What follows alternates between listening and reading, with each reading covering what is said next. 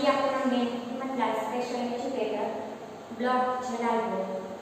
આજે આપણે કોરોનાની મહામારીનો અત્યારે વિશ્વ આખું પસાર થઈ રહ્યું છે ત્યારે દિવ્યાંગ બાળકો માટે બૌદ્ધિક મંદતાના સામાન્ય કારણો, પ્રકારો અને લક્ષણો વિશે સમજીશું. બૌદ્ધિક મંદતાના સામાન્ય રીતે આપણે પહેલા વ્યાખ્યા સમજીશું.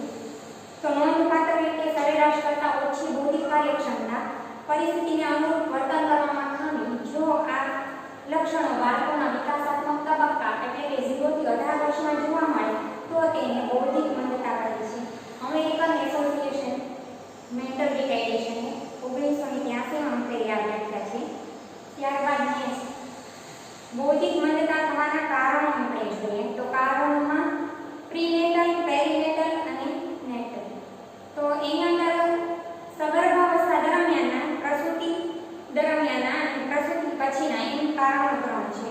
એની અંદર આપણે નેક્સ્ટ જોઈશું તો સગર્ભાવસ્થા દરમિયાનના કારણો છે. તો એની અંદર છે વારસાગત કારણો. પહેલા છે વારસામાં, જો માતા અથવા પિતાના કોઈના વારસામાં આવતું હોય તો આવું બાળક જન્મી શકે છે. ત્યારબાદ છે ખામીયુક્ત જીન. બાળકને જો વારસામાં મળે હોય, કોઈ જીનમાં ખામી હોય તો વારસાગત રીતે આ તકલીફ જોવા મળે છે.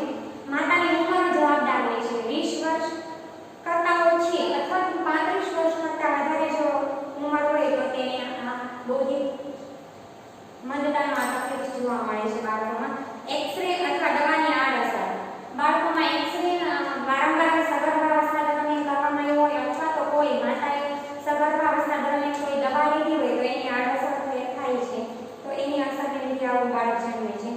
રૂબેલા, હર્પીસીસ, સિફિલિસ, ટીબી જેવા કોઈ પણ ચેપી રોગ હોય તો એને લીધે પણ આ બાળક જોવા મળે છે. ત્યારબાદ છે પ્રસૂતિ સમયના કારણે. પ્રસૂતિ સમયની અંદર છે પ્રસૂતિનો